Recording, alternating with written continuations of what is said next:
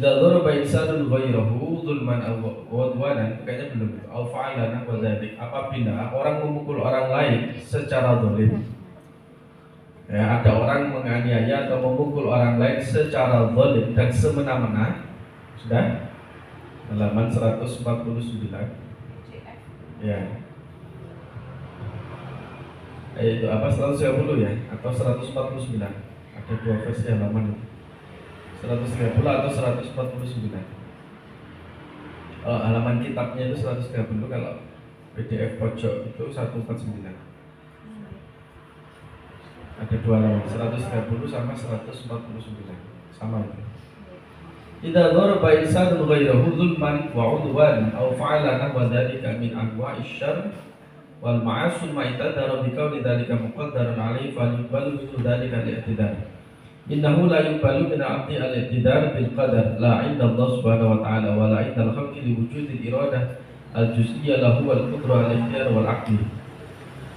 Ini ada pertanyaan.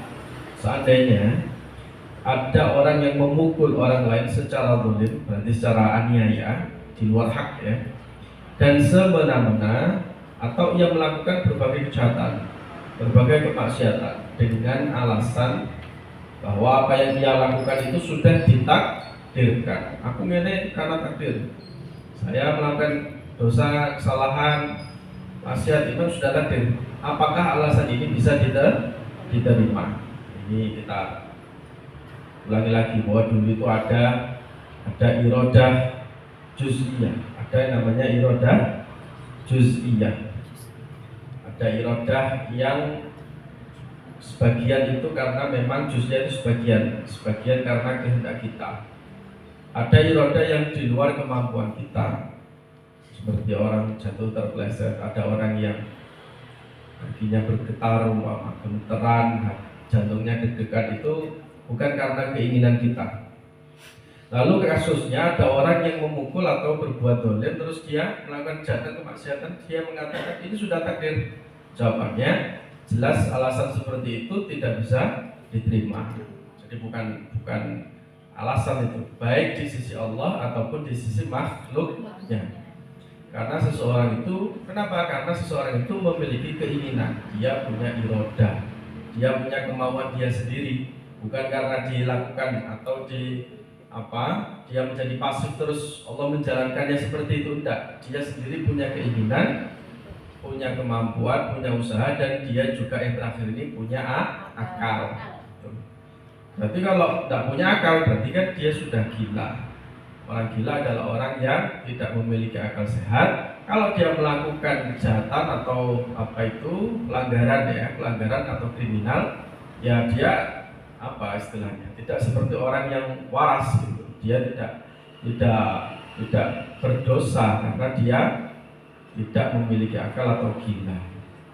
Soal lagi, udkur li khulasata hadzal mabahas. Tolong jelaskan kesimpulan dari pembahasan ini, masalah qada dan qadar. Innahu yajibu ala kulli insanin mukallafin. Wajib bagi orang yang mukallaf. Mukallaf itu ya kita semuanya ini mukallaf, yang sudah dibebani perintah agama, hukum-hukum agama, itu namanya apa? Mukallaf. Ya sama kayak orang balik itu. Ya sama kayak orang balik. Materi tentang balik itu kan karena anak saya sekolah tingkat MI ya, jadi saya tahu dia sudah kelas 3 atau kelas 4 kalau tahu. Sudah fikihnya itu sudah berbicara mengenai tanda-tanda orang yang sudah balik, laki-laki maupun perempuan gitu. Jadi dia kadang sering tanya, ihtilam itu apa? Ihtilam itu apa? Ihtilam itu ya mimpi basah. Dia tanya-tanya seperti itu. Itu kelas 4 ya. Nanti kalau sudah balik, berarti kamu kalau melakukan kesalahan ya berdosa. Kalau kamu melakukan kebaikan ya dapat pahala. Sekarang ya enggak dapat apa-apa, kamu ya sholat latihan, saya bilang gitu. Nanti kalau sudah balik kamu enggak boleh gini. Nah itu dia sudah mulai ya, tapi dia selalu bertanya seperti itu. Temanku tuh sudah ada yang ikhtilaf di kelas katanya gitu. Ya belum dan sebagainya. Ya saya cuma dengerin aja dia wadah-wadah seperti itu ya. Jadi kalau sudah balik berarti sudah mukal. Balik itu artinya sudah sampai. Balagha yablughu, balik orang yang sudah sampai. Kalau sudah sampai maka dia mukallaf. Makanya ada ulama itu kalau berdoa, ya Allah ampunilah dosaku semenjak saya pertama kali balik. Ya, semenjak pertama kali kita ini balik. Kalau sebelumnya kan tidak dihitung. Maka kita harus mereview, mengingat-ingat dulu semenjak awal dulu balik itu dulu gimana sholatnya, kemudian apa puasanya, berhubungan apa ini muasyarah ya, interaksi dengan orang tua dan seterusnya. Nah, itu sejak kecil itu sampai sekarang itu ya ada flashback awal dulu balik sampai sekarang itu bagaimana gitu loh ya. Makanya ada ulama yang berdoa itu agar minta ampun, agar Allah mengampuni semenjak pertama kali dia itu statusnya balik atau mukallaf. Ayya'taqida wa yajzima bi anna jami'a af'alihi wa aqwalihi wa jami'i harakatihi sawaء kana khairan aw syarran hiya waqi'atun bi iradatillah wa taqdirihi wa ilmihi. Lakin al-khaira biridho wa syarra laysa biridho. Jadi intinya adalah orang mukallaf itu meyakini dengan mantap bahwa semua perbuatan, ucapan, aktivitas mereka atau kita, baik ataupun buruk itu atas kehendak Allah, takdir dan ilmu Allah. Takdir itu artinya sudah ditentukan, ilmu itu artinya atas pengetahuan Allah. Allah mengetahui segala tindak tanduk kita. Namun hanya kebaikan yang diridhoi Allah. Allah itu hanya meridhoi yang baik-baik saja, yang buruk tidak. Ya.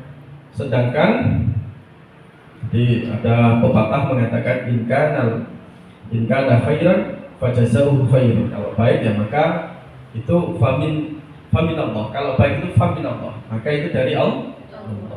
Kalau itu kejelekan, maka itu dari diri kamu sendiri, dari diri kita sendiri, bukan dari Allah. Sedangkan bagi manusia mempunyai keinginan sendiri dalam hal yang bersifat ikhtiyari. Ikhtiyar itu, iroda ikhtiyar itu adalah keinginan yang dia itu bisa memilih. Memilih artinya dia melakukan atau meninggalkan. Itu namanya apa? Ikhtiyari. Ikhtiyar dari kata khiyar, artinya memilih. Orang itu mempunyai otoritas, mempunyai wewenang, mempunyai freedom, atau istilahnya kalau ilmu hukum itu freedom of act. Apa namanya? Freedom of act, ya, kebebasan untuk melakukan sesuatu, kebebasan untuk bertindak. Dalam bahasa Arab itu disebut ikhtiyari. Dia bisa pilih.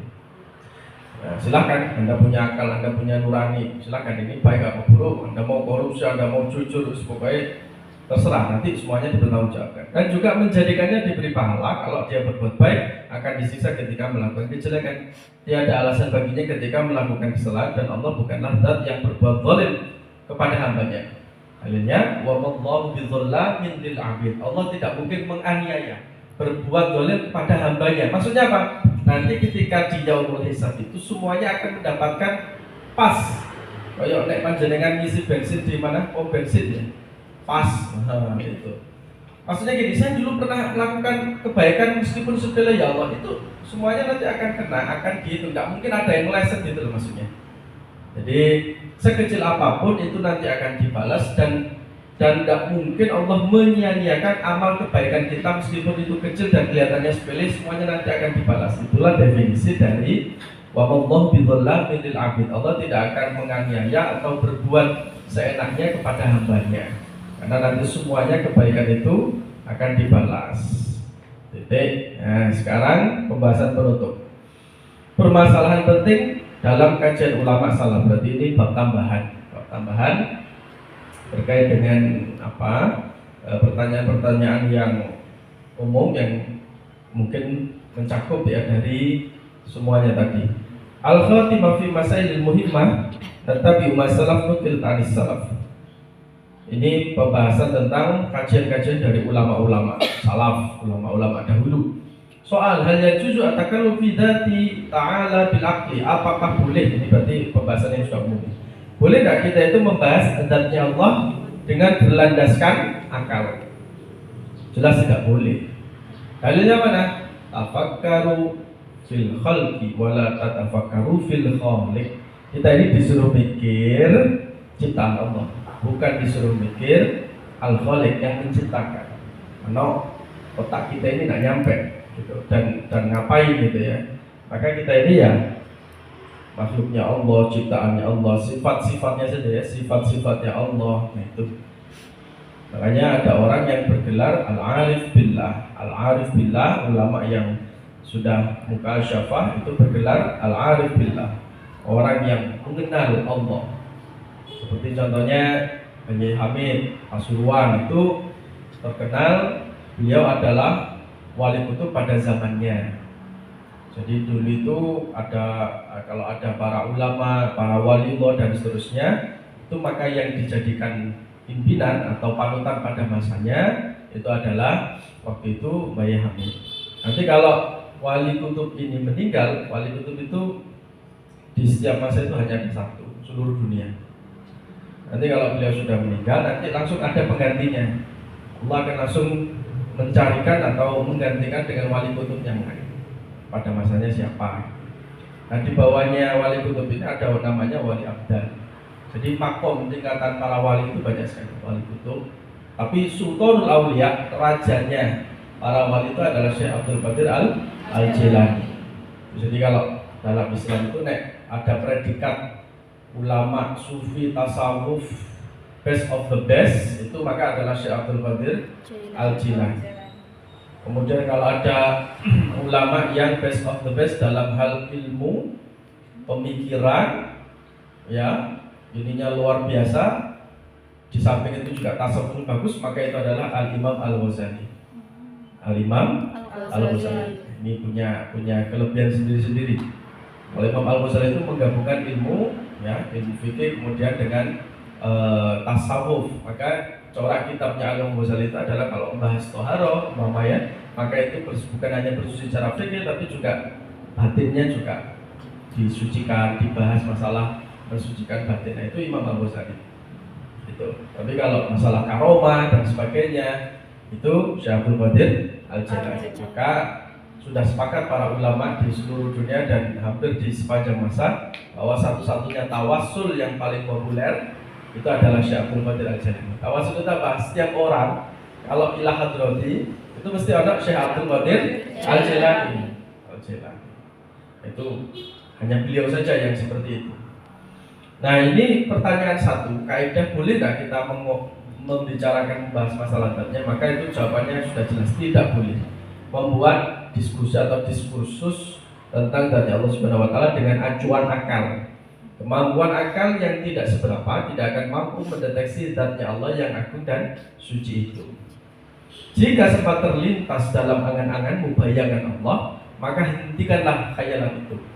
Ya kayak Gus Bah kan sering kalau ngaji itu kan sering bahas. Makanya para ulama itu ada yang suka guyon, ada yang suka nonton TV, ada yang mau koran. Itu hanya diseliwurno beka dibujui setan untuk terus memikirkan zatnya Allah. Makanya terus sambil ngopi, sambil guyon, sambil nonton TV. Itu sebenarnya untuk kalau ulama ya, nonton TV-nya ulama itu sebenarnya untuk biar tidak pertanyaan-pertanyaan, bisikan-bisikan itu muncul terus gitu. Itu Gus Bah kan sering ngomong seperti itu. Maka kalau itu terlintas dalam angan-angan bayangan kita, di sini dikatakan hentikanlah khayalan itu.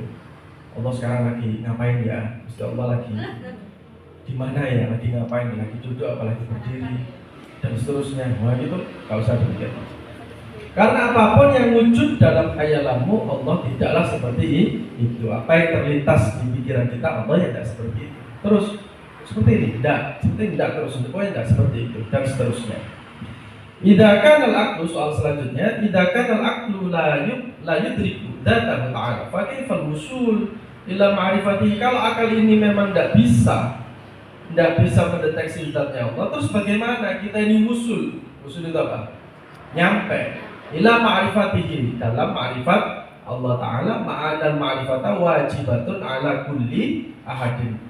Kan ma'rifat itu wajib bagi setiap muslim. Terus kalau tidak boleh pakai akal, bagaimana caranya untuk nyampe pada tahap ma'rifat? Jawabannya adalah ma'rifat kepada Allah itu bisa dihasilkan dengan mengetahui sifat-sifatnya. Seperti apa? Wujud, hitam, baqa dan seterusnya. Wujud itu ada, Allah itu wujud. Wujud itu ada. Kan kita sudah bahas dulu waktu awal-awal ini, wujudnya Allah itu tanpa awal dan tanpa akhir, tanpa perantara. Kalau wujudnya kita kan karena ada orang tua. Wujudnya Nabi Isa karena ada ibu, bila abid tanpa bapak. Malah ada lagi yang lebih ekstrim, Nabi Adam, yo tanpa bapak, tanpa ibu. Tapi Allah itu wujud. dengan zatnya sendiri wujud. Nah, sudah dikasih batasan-batasan wujudnya Allah itu seperti apa. Makanya kalau tahlilan itu la ilaha illallah hayyun mawjud kan gitu ya. Yang pertama la ilaha illallah hayyun mawjud. Allah itu hayyun maha hidup. Berarti selamanya. Kalau kita hidup ya nanti mati. Mawjud ada. Nek wis hidup ada. Yang kedua la ilaha illallah hayyun ma'bud. Ya disembah. Yang terakhir la ilaha illallah hayyun bakin. Artinya apa? Kekal. Disembah. Allah itu maha yang disembah. Allah itu maha yang kekal. Kemudian tahlil la ilaha illallah. La ilaha illallah. Jadi tahlilan itu yang harus diperbanyak itu ya la ilaha illallahnya.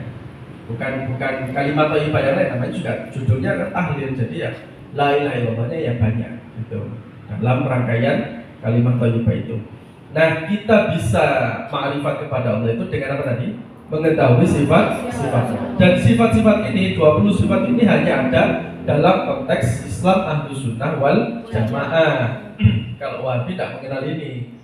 Bapak Ibu sekalian, saya ulangi ya, Wahabi tidak mengenal konsep seperti ini. Jadi akhirnya pemikirannya terhadap Allah itu ngacung. Dan itu dosa besar itu. Minal kabair.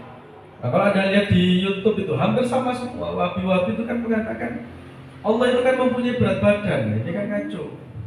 Nah terus bobotnya sak piro. Allah itu duduk, bener itu. Berarti kan dimaknai secara fisik kan. Kalau duduk kan berarti butuh tempat. Yang butuh tempat itu kan makhluk. Saya butuh tempat, Anda kan butuh tempat untuk duduk di kantor, di kelas dan seterusnya. Bagi mereka itu Allah duduk. Dan ini sudah menyamakan dengan makhluk dan itu dosa besar itu. Makanya terus tidak benar kan itu pemikiran seperti itu. Gitu loh. Tapi Wahabi di Indonesia itu coraknya ya, mereka itu tidak melawan pemerintah. Ya, presiden mereka itu pro, tapi kalau masalah akidah, masalah fikih itu ngaco semuanya. Gitu. Bahkan sejarah tarikh pun ngaco. Kesimpulannya itu ngaco mereka. Contohnya bagaimana Gus tarikhnya Wahabi itu ngaco. Mereka meyakini Sayyidah Aminah, ibunya Rasulullah itu berada di neraka. Kemudian ayahnya Rasulullah berada di neraka. Kenapa? Karena keduanya kan itu Kanjeng Nabi kan masih kecil waktu itu, belum membawa agama Islam, tidak menangi. Itu kesimpulannya. Padahal kalau ngaji tiba itu min aslabil thahirah. Jadi nurnya Nabi Muhammad itu pindah dari satu asul itu apa ya? Kayak iga yang ada dititipkan fil arhamit thahirah, fil butunit thahirah, rahim-rahim yang suci, yang mulia, syaratnya itu jelas dan tidak pernah sekalipun leluhurnya Rasulullah melakukan zina. Walam khatu sifah, ya, mulai dari Nabi Adam terus dititipkan kepada Nabi Nuh ketika banjir bandang itu, kemudian dititipkan kepada Nabi Ibrahim ketika dilempar ke api, kemudian pindah lagi ke dan seterusnya sampai kepada Abdul Muthalib, kemudian Abu Thalib bertemu dengan Sayyidah Aminah. Ini semuanya adalah orang-orang yang mengesahkan Allah. Nah, itu kok bisa dikatakan orang tuanya Rasulullah berada di neraka. Ini salah satu contoh pemahaman Wahabi dalam tarikh yang menyimpang, dan itu masih banyak sekali. Ya, nah wujud kita bangkok itu karya para ulama Ahlussunnah wal Jamaah. Kita dikasih rambu-rambu biar enggak ngalor ngidul, biar enggak melebar. Mukhalafatul lil hawadis. Allah itu berbeda dengan hawadis, dengan makhluk. Qiyamu binafsihi dan seterusnya. Itu adalah sifat-sifatnya Allah. Kemudian af'al, pekerjaan dan akwal atau apapun yang dinisbatkan kepada Allah di dalam Al-Quran dan hadis sahih tanpa ada unsur tajsim dan tasbih. Coba dilihat itu PDF-nya. Itu yang perlu kita highlight atau di garis bawah. Itu bukan ada unsur tajsim dan tajsim itu apa? Menjisimkan Allah. Jisim itu apa? Badan. Allah punya tangan, Allah punya wajah, ya. Allah punya kaki, punya tubuh. Itu namanya tajsim. Jismun. Tasbih menyerupakan. Syabahin syabihu. Jadi ada aliran mujassimah. Wahabi itu yang mujassimah. Wahabi itu masuknya dia tergolong Mujassima karena menjisimkan Allah. Saya itu kan di Facebook follow beberapa gus-gus yang pinter dalam hal akidah. Dia selalu mendebat itu. Jadi di kalangan Wahabi sendiri itu banyak yang rancu. Padahal sesama ulama Wahabi masalah tentang jisim dan banyak loh di Indonesia itu orang-orang Indonesia yang katut seperti itu, tasbih menyerupakan dan seterusnya. Oke, satu lagi yang terakhir. Bi ayyi syai'in 'arafna Allah ta'ala ma'annana ma ra'aynahu bi absarina. Dengan apa? Bagaimana caranya kita ma'rifat Allah kepada Allah? Tapi kan kita ini tidak melihat Allah dengan mata kita. Arafna wujud Allah Ta'ala wa baqi sifatihi bi dhuhuri asari qudrati fi hadhihi al-makhluqat al-hadisah al-mutsqanah al-badi'ah al-muhayyarah lil-uqul as-samawat wa mashtamalat alaihi min asy-syams wal-qamar wan-nujum wal-ard wa mashtamalat alaihi min al-ma'adin wal-ashjar wa ghairi dzalik min anwa'il hayawanat. Saya ulangi. Dengan apa kita mengetahui Allah? Sedangkan kita sendiri tidak bisa melihat dengan mata kita. Kita bisa mengetahui keberadaan wujudnya Allah beserta sifat-sifatnya dengan segala ciptaannya di muka bumi ini yang indah, yang menakjubkan, yang membuat akal kita ini tercengang seperti langit yang terhampar luas isinya, matahari, bulan, cahaya, menghadirkan keindahan bintang yang berkelip, semua hadir sesuai kehendaknya Allah. Juga kita bisa menyaksikan bumi dengan seluruh hasil tambang yang ada di perut bumi ya. Pohon-pohon, berbagai makhluk hidup yang ada di atasnya, berbagai hewan, manusia-manusia yang menakjubkan diwujudkan dengan indahnya fisik, kecerdasan akalnya, itu semuanya. Bangunan-bangunan, pernah tidak panjenengan mikir seandainya Allah berkehendak seluruh bumi ini dihancurkan, digulung sama Gusti Allah, digulung. Sak isi-isinya sak menungso dihilangkan, terus Allah bikin lagi yang baru, di-replace dengan betul-betul baru, tidak ada kita. Ada di dalam Al-Quran itu. Seandainya Allah berkehendak, pasti semua makhluk yang ada di bumi ini dan semua ciptaannya itu akan dihancurkan, digulung, kemudian diganti dengan yang baru. Allah akan mendatangkan makhluk yang baru. Seharusnya kita bersyukur, ya. Dan itu kan kalau Allah memang berkehendak, ya kita bisa apa kan gitu. Makanya kita harus banyak berpikir seandainya kita aja nanti ada yang menggantikan dan seterusnya, ya. Nah itu. Jadi ulama itu mikirnya sampai ke sana. Seandainya begini, ya. Misalkan saja kita melihat sebuah bangunan, pasti kita yakin bahwa bangunan tersebut dibangun oleh seseorang, Pak tukang, ya, bersama kuli membangun negeri. Contohnya begitu ya. Tidak mungkin berdiri dengan sendirinya. Atau ketika kita melihat tulisan, tulisan itu pasti terbesit, pasti ada yang menulis. Walaupun kita sendiri tidak melihat siapa penulisnya atau mendengar kabarnya si nulis apa, nggak mungkin ya. Nggak mungkin ada tulisan itu hadir secara tiba-tiba.